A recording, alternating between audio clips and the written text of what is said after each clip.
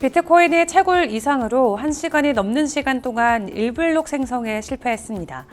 비트코인은 중국 암호화폐 금지 이후 1년 만에 가장 느린 블록 타임을 보였습니다.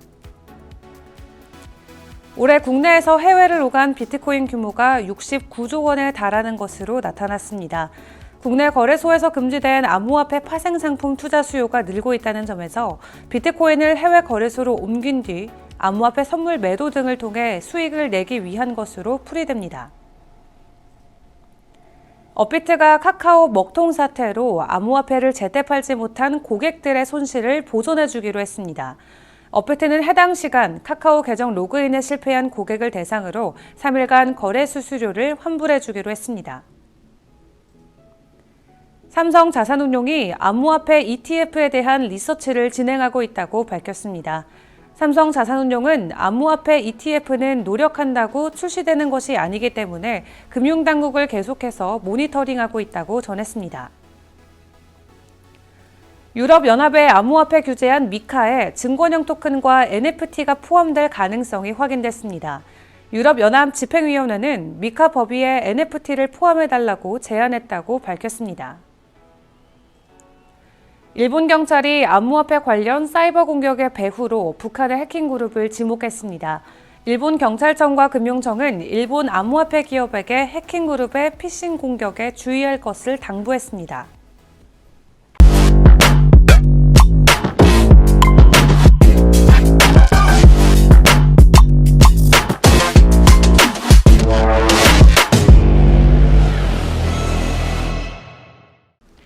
안녕하세요. 10월 19일 수요일의 블록체인 투데이입니다. 프랑스가 내년 암호화폐 허브 국가가 되기 위한 과세 방안을 검토합니다. 프랑스 재무부 장관은 프랑스가 유럽의 암호화폐 생태계 허브로 도약하길 바란다고 전했는데요. 더불어 우호적인 과세 정책이 기업과 투자 유치에 필수적인 만큼 내년 자체 암호화폐 과세 방안을 검토한다는 설명입니다. 오늘 블록체인 업계 주요 소식입니다. 비트코인이 채굴 이상으로 1시간 넘게 1블록 생성을 실패했습니다. 지난 17일 비트코인은 블록을 채굴하는데 1시간 이상이 걸렸고 수천 건의 거래가 확인되지 않은 상태에 머물렀는데요. 여러 블록 탐색기의 데이터에 따르면 파운드리 USA와 룩소스가 최근에 채굴한 두 블록 사이의 간격은 85분이었습니다. 비트코인은 중국 암호화폐 금지 이후 1년 만에 가장 느린 블록 타임을 보였는데요. 이 비트코인은 한 개를 채굴하는데 걸리는 블록 타임은 평균 10분이지만 비트코인 높이 759053054에서 이 블록 타임은 예상 시간인 10분을 훨씬 웃도는 85분에 도달했습니다. 또한 멤풀에 따르면 최근 블록이 채굴되기 전에 13,000건 이상의 트랜잭션이 보류 중이었던 것으로 확인이 됐는데요. 다만 비트코인 블록 확인이 지연된 이유는 아직 알려지지는 않았습니다. 올해 들어 국내에서 해외를 오간 비트코인 규모가 69조 원에 달하는 것으로 나타났습니다.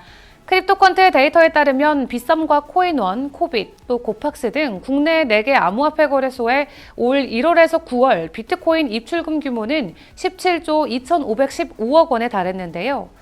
국내 거래량의 80%를 차지하는 업비트 입출금 규모까지 더하면 최소 69조 원 규모의 비트코인이 해외를 오간 것으로 추정됩니다.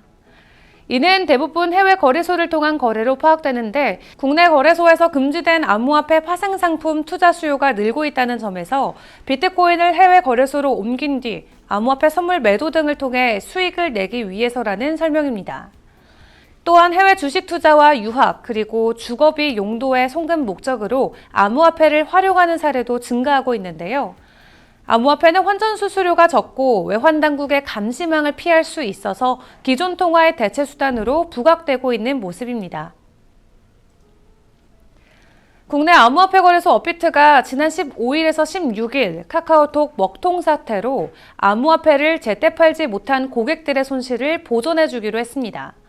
업비트는 지난 15일 오후 3시 20분부터 16일 오전 11시 5분까지 카카오 계정 로그인을 시도했지만 실패한 고객들을 대상으로 3일간 거래 수수료를 환불해주기로 했는데요. 고객들은 24에서 28일 5일 중 수수료 환불 시작일을 선택할 수 있습니다. 이용자가 신청한 대상 기간 내 발생한 수수료는 10월 31일 종가 기준 비트코인으로 지급이 되는데 다만 24에서 28일 기간 중에 업비트에서 새로운 암호화폐 거래를 해야 수수료 환불을 받을 수 있습니다. 또한 실제로 암호화폐를 매도한 후 반드시 증빙 자료를 제출해야 보상받을 수 있는데요. 이 수수료 환불도 업비트에서 거래해야만 받을 수 있기 때문에 온전한 보상이 이루어지기는 어려워 보입니다. 삼성 자산운용이 암호화폐 ETF에 대한 리서치를 진행하고 있다고 밝혔습니다. 최창규 삼성 자산운용 ETF 컨설팅 본부장은 암호화폐 ETF 출시와 관련해 서봉균 대표 지시하에 암호화폐에 대한 리서치를 하고 있다고 전했는데요. 그는 삼성 글로벌 ETF 네트워크 구축을 통해 미래 트렌드를 이끌어갈 해외 투자 ETF 상품 공급을 더욱 확대하고 빠르게 성장하고 있는 액티브 ETF 시장에 우수한 상품을 선제적으로 출시하겠다는 포부를 내비쳤습니다. 또한 김두남 ETF 사업부문 상무는 암호화폐 ETF는 노력한다고 출시되는 것이 아니기 때문에 금융당국을 계속해서 모니터링하고 있다고 밝혔는데요. 더불어 캐나다를 제외하고 모든 국가에서 현물 ETF가 나온 적이 없다며 금융당국의 정책 방향에 맞춰서 준비해 나가고 있다고 전했습니다. 유럽연합의 암호화폐 규제안 미카에 증권형 토큰과 NFT가 포함될 가능성이 확인됐습니다. 유럽연합 집행위원회는 코인데스크 코리아와의 인터뷰를 통해 앞서 우리는 미카 법안에 NFT를 포함해달라고 제안했다며 추후 증권형 토큰이나 NFT를 금융상품이나 암호화폐로 재분류할 가능성이 있다고 전했는데요. 각국 당국은 NFT를 금융상품 투자 지침에 따라 금융상품으로 재분류할 수 있으며 미카 역시 증권형 토큰이나 NFT를 암호화폐로 정의할 수 있습니다. 앞서 EU는 지난 5일 암호화폐 규제안 미카를 발표한 바 있는데 다만 기존 자본시장법과 금융법령에 포함이 가능했던 증권형 토큰과 NFT는 미카의 적용 대상에서 제외된 바 있습니다. 하지만 일반 검토 조항에서는 이 씨가 분석을 진행하고 향후 입법 필요성을 고려할 권한이 포함됐는데요. 따라서 미카가 증권형 토큰이나 NFT를 암호화폐로 정의할 수 있다는 설명입니다.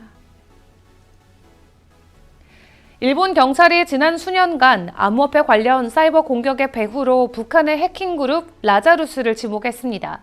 일본 경찰청과 금융청은 성명을 통해서 일본 암호화폐 기업에게 암호화폐 자산 도용을 목표로 한 해킹 그룹의 피싱 공격에 주의할 것을 당부했는데요. 일본 사이버 경찰청에 내린 이 권고 성명은 공적 귀속으로 알려져 있는데 일본 정부가 이런 경고를 한 것은 역사상 5번째 일이라고 합니다. 이 성명서는 해킹 그룹이 피싱 공격을 하기 위해서 소셜 엔지니어링을 사용한다고 경고했는데요. 이 대상 회사의 임원을 사칭해 직원들이 악성 링크나 첨부 파일을 클릭하도록 유도한다는 설명입니다. 또한 경찰은 이러한 공격들 중 일부가 일본에 기반을 둔 디지털 자산 회사들에 대해서 성공적으로 수행되었음을 밝혔지만 구체적인 세부사항은 공개하지 않았는데요. 더불어 이를 예방하기 위해서 다중 인증 구현을 동원한 신원 인증 메커니즘 강화를 권고했습니다. 비트코인이 5년 안에 10배 이상 오를 것이라는 전망이 나왔습니다. 블록스트림 CEO는 이같이 밝히면서 이 비트코인은 프라이버시 보호에 도움이 된다고 전했는데요. 때문에 기업은 비트코인이 좋은 대안이 될 수 있고 또 보수적인 관점에서 봤을 때도 비트코인은 향후 5년 안으로 10배 이상 오를 것이라고 전망했습니다. 더욱더 자세한 비트코인 전망과 차트 분석은 정오에 방영되는 블록체인 투데이 플러스에서 함께하겠습니다. 그럼 소통의 시간에 만나요. 안녕.